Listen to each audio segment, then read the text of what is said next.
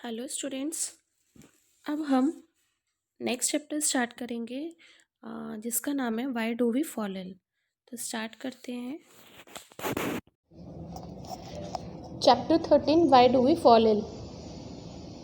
सबसे पहली एक्सरसाइज है, we have all heard of the earthquake in Latur Bhuj Kashmir etcetera और the cyclones that lashed the coastal region. Coastal region होते हैं जो समुद्र के पास के एरिया होते हैं। Think of as many different ways as possible in which people's और health would be affected by such a disaster if it took place in our neighborhood। तो हमने अर्थक्वेक्स के बारे में देखा है। कभी भी अर्थक्वेक आता है, कभी ज़्यादा तेज़ी से आता है रिक्टर स्केल का, तो कितना ज़्यादा नुकसान होता है। या फिर साइक्लोन्स आ जाते हैं, या फिर कोस्टल एरियाज़ में साइक्लोन्स बहुत आते हैं, तो उससे कितना ज़्यादा वहाँ के लोगों की हेल्थ पर इफ़ेक्ट होता है। How many of these ways we can think of are events that would occur when the disaster is actually happening। किस तरह से हम सोच सकते हैं कि कहाँ कहाँ तक उसके नुकसान होते होंगे। How many of these health related events would happen long after the actual disaster। health related events मतलब कि जहाँ पे बीमारियाँ फैलती है उसके बाद कितने टाइम तक इनको देखना पड़ता है। लाइक हम देखते हैं अगर ज़्यादा कहीं पर बाढ़ आ जाती है तो उसके बाद वहाँ पे बीमारियाँ जैसे डेंगू वगैरह फैलता है। क्यों फैलता है?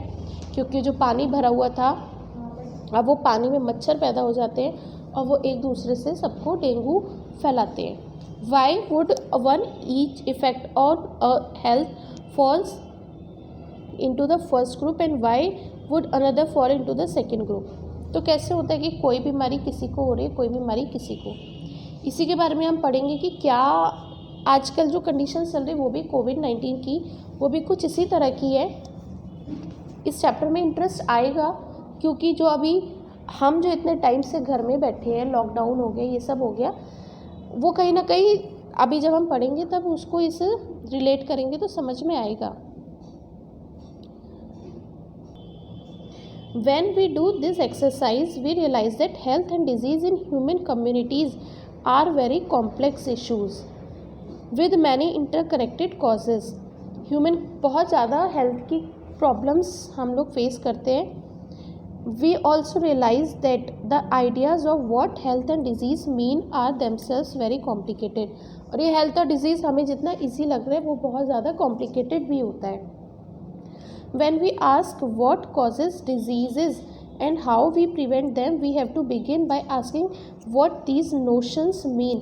हम अगर ये बात सोचते हैं कि हाँ डिज़ीज़ होती कैसे और उसको रोक कैसे सकते हैं, तो उसके लिए भी हमें बहुत सारे फैक्टर्स के बारे में सोचना पड़ता है कि डिज़ीज़ हो कैसे रही है और उसे हम कैसे कैसे रोक सकते हैं। अभी बताओ, इस टाइम कोरोना का टाइम है, तो हम सोच रहे बैठे कि कोरोना कैसे हो रहा है।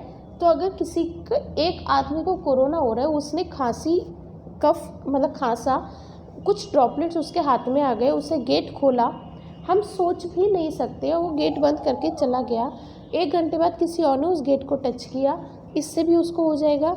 इन सब को सोच के बैठो तो कितना कॉम्प्लिकेटेड लग रहा है। और इसके बाद अब हम ये सोच रहे हैं कि इसे प्रिवेंट कैसे करें। देख रहे हो ना, खुद फेस कर रहे हो, कैसे प्रिवेंट करें। हम प्रिवेंट ही नहीं कर पा रहे। इसकी कोई मेडिसिन ही अभी तक नहीं आई है। कितना मुश्किल टाइम चल रहा है। We have seen that cells are the basic unit of organism. हम स्टार्टिंग से पढ़ते आ रहे हैं। Cells are made of a variety of chemical substances, that is proteins, carbohydrates, fats और लिपिड्स एंड सो ऑन। तो जो सेल्स होती है प्रोटीन, कार्बोहाइड्रेट, फैट्स, लिपिड से बनती है।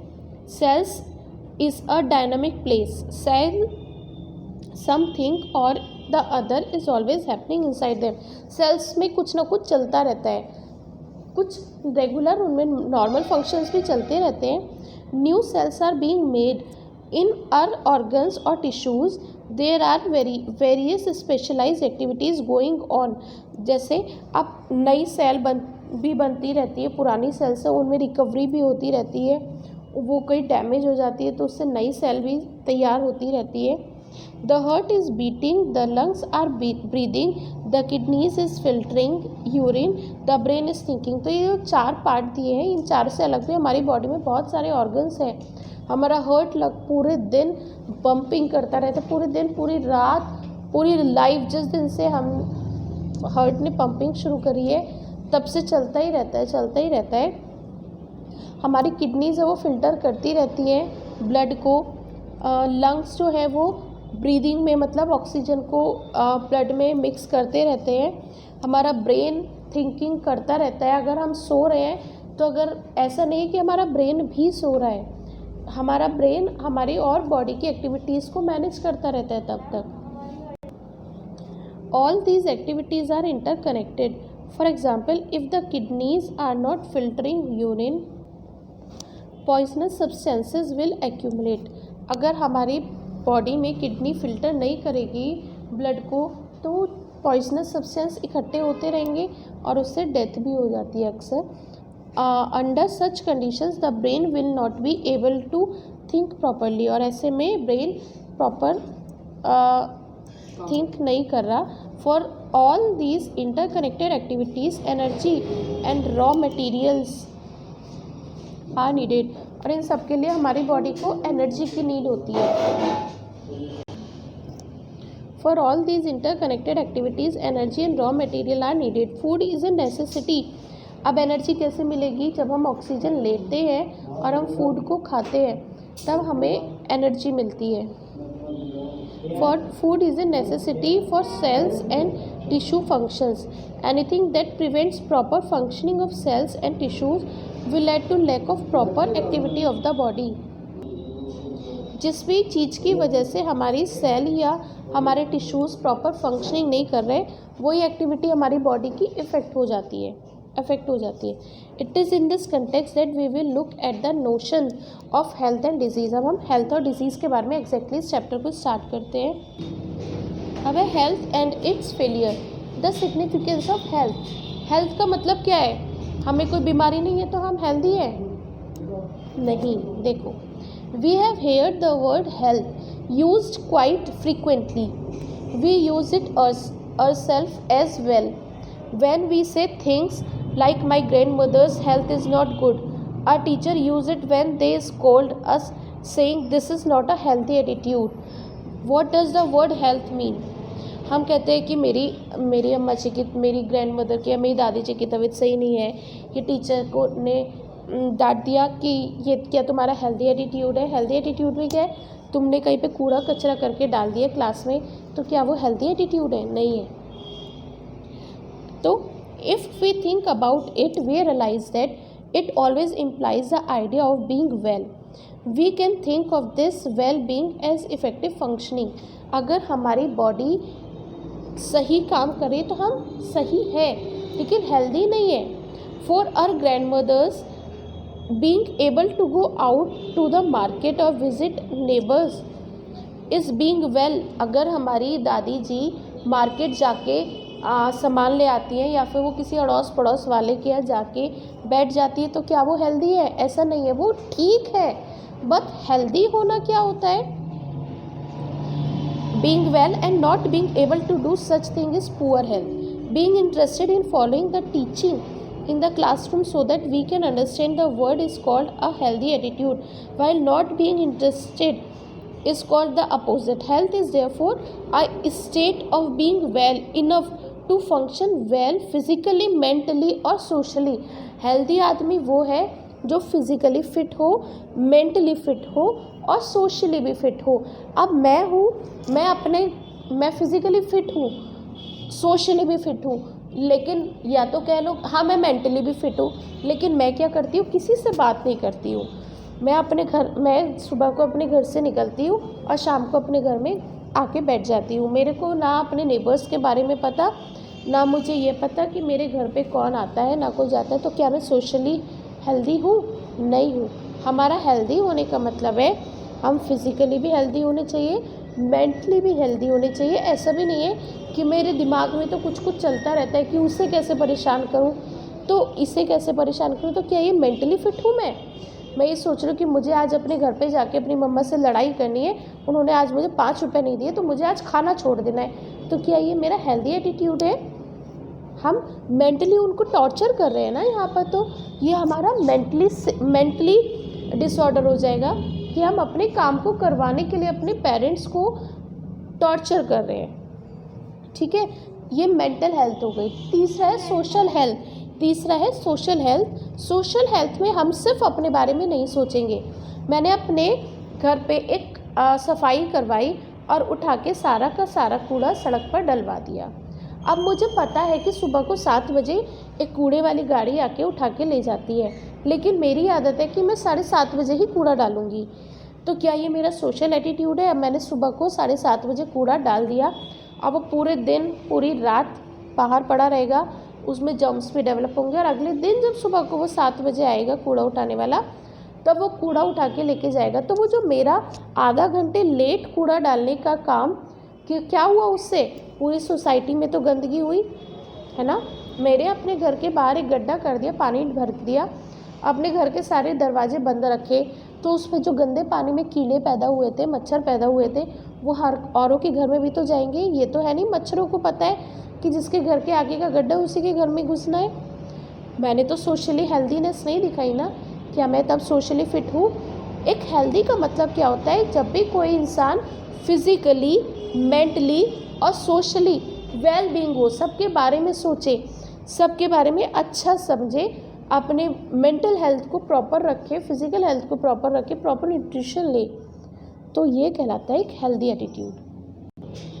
Personal and community issues both matters for health. तो if healthy means a state of physical, mental and social well being, it can not be something that each one of us can achieve entirely on our own. The health of an organism will depend on their surrounding or their environment. तो health जो है एक particular man की उसकी surrounding पर depend करती है, particular person की उसकी सराउंडिंग पर डिपेंड करती है, वो किस एनवायरनमेंट में रहता है। The environment includes a physical environment. So, for example, health is at risk in a cyclone in many ways. तो हेल्थ का रिस्क सबसे ज़्यादा किस एरिया में होगा? फिजिकल हेल्थ का, जहाँ पे साइक्लोन्स आते हैं। Human beings live in societies. हम लोग सोसाइटी में रहते हैं, लाइक हम सोसाइटी में ही रहते हैं, घरों में, हमारे घरों के आसपास बहुत सारे लोग रहते हैं। A social environment therefore is an important factor in our individual health. यहाँ पे एक ऊपर है, each one of us can achieve entirely on our own. The health of an organism will depend on their surrounding or their environment. Surrounding का मतलब हम बात करते हैं जितना जहाँ हम आसपास रह रहे हैं, लेकिन human beings live in society. A social environment therefore is an important factor in our individual health. तो हमारा जो सोशल एनवायरनमेंट है वो भी एक बहुत ज़्यादा मैटर करता है हमारे वेल बीइंग को। We live in villages, towns और cities. In such places even our physical environment is decided by social environment. तो विलेज, टाउन और सिटीज़, हम एक विलेज के मैन को देखें, हम एक टाउन के मैन को देखें और एक सिटी के मैन को देखें, उन तीनों में हम देखें, हम कह सकते हैं कि उसका सोशल एनवायरनमेंट तीनों का अलग अलग होगा। ये तो समझ में आ गया होगा। Consider what would happen if no agency is ensuring that garbage is collected and dispose. अभी आपके घर में रोज़ कूड़ा उठाने के लिए म्यूनिसिपैलिटी से एक गाड़ी या कोई आता होगा कूड़ा लेने के लिए, है ना। अब अगर ये सोचा जाए कि हमारे गवर्नमेंट ने बंद कर दिया, सब अपना कूड़ा अपने हिसाब से देखो कहाँ डिस्पोज करना है, तब क्या होगा? What would happen if no one takes responsibility for cleaning the drains? अगर कोई नालियों की सफाई के लिए या फिर कूड़ा उठाने के लिए कोई नहीं आए, तब क्या होगा? And ensuring that water does not collect in the street or open spaces. और अगर पानी भर गया कहीं पे तो कोई जिम्मेदारी ना ले, जैसे so if there is no a great deal. तो अगर हम गंदगी क्लीन नहीं करेंगे तब भी तो वो हमारी सोसाइटी को ही गंदा करेगा. So if there is a great deal of garbage thrown in our streets, or if there is open drain water laying system stagnant around where we live, the possibility of poor health increases.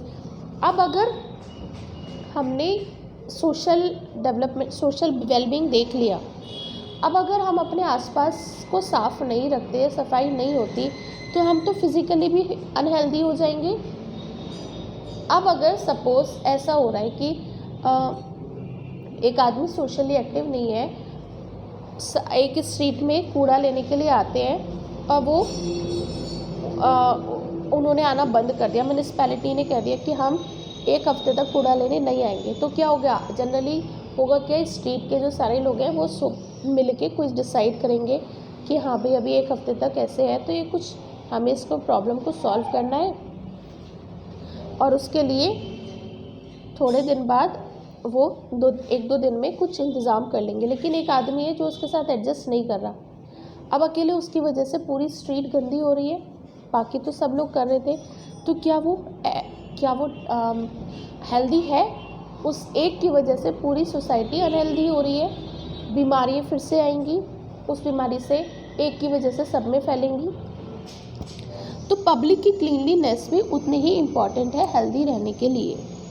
Activity: Find out what provision are made by your local authority for the supply of clean drinking water. तो panchayat, municipal corporation पानी को साफ़ करने के लिए बीच बीच में कुछ कुछ करते रहते हैं. Are all the people in your locality able to access this? Next है find out how your local authorities manage the solid waste generated by your neighborhood. तो कैसे आता है कूड़ा? जाता है हमारे म्यूनिसिपैलिटी वाले लेने के लिए आते हैं. Are these measures adequate? If not, what improvements would you suggest? What could your family do to reduce the amount of solid waste generated during a day or week? आपके घर में क्या होता है कि हमारे घर में कम से कम कूड़ा हो, तो रीयूज़ करना. जैसे पॉलीथीन है, हमें पता है पॉलीथीन एक बार में तो कोई भी सामान लाएंगे वो ख़राब नहीं होगी, तो हम क्या करेंगे? उसको रीयूज़ कर सकते हैं. We need food to be healthy and this food will have to be earned bye doing work. हम खाना खाते हैं हेल्दी रहने के लिए, हेल्दी फूड खाते हैं, and this food will have to be earned by doing work. For this the opportunity to do work has to be available. और हमें खाने के लिए, हेल्दी रहने के लिए कहाँ से आता है खाना? पैसे चाहिए होते हैं, पैसों के लिए हमें काम करना पड़ता है. और अगर we need to be healthy in order to the truly healthy, and if we mistreat each other and are afraid of each other, we cannot be happy. अगर हम एक दूसरे को परेशान करेंगे तो क्या हम हैप्पी रह पाएंगे? Socially equality and harmony are therefore necessary for individual health. तो social equality like हम, अब तो बहुत चेंज हो गया, पहले हम पढ़ते आ रहे सेक्युलरिज्म था, वही होता है ना सेक्युलरिज्म, जिसमें एक कास्ट को ज़्यादा करते हैं, एक कास्ट को कम करते हैं. अब ये सोशल इक्वालिटी तो होने लगी है कि सब कोई भी पोस्ट है तो उस पर, पहले क्या होता था, एक काम राजा ही करेगा, एक काम जो राजपूत होते एक क्षत्रिय करेगा, जो ब्राह्मण का यही काम. अब तो ऐसा नहीं है, कोई भी कुछ भी काम कर सकता है. तो सोशल इक्वल है कि नहीं है? Social equality and harmony are the therefore necessary for individual health. We can think of many other such examples of connections between community issues and individual health. जैसे 5S. एक है fluid, protect the water source, treat and restore water safely. Second है fingers, faecal matter. और उसके बाद finger, wash hands before preparing and taking food. खाने से पहले हमें हाथ धोने चाहिए. तो अभी ये बहुत अच्छे से समझ में आ गया. फ्लाइज, अगर हम अपने फूड को कवर करके रखें तो जो मक्खी मच्छर है वो बचे रहेंगे. उसके बाद है field, clean vegetable and fruits before use, avoid open defecation. Open defecation होता है जिन लोगों के यहाँ पे टॉयलेट्स नहीं होते. तो पीछे गवर्नमेंट ने एक वो चलाया था अभियान, जिसमें होता कि उन्होंने जगह जगह पर टॉयलेट्स बनवाए थे कि लोग खुले में शौच में ना जाएं. इसके ऊपर तो एक मूवी भी बन चुकी है, टॉयलेट, एक प्रेम कथा है ना. उसके बाद है फ्लूइड. तो अगर हमारा ड्रेनिंग सिस्टम भी प्रॉपर होना चाहिए जिससे कि गंदगी कम हो। अब है distinction between healthy and disease free, इसको मैं बाद में बताऊंगी नेक्स्ट वीडियो में।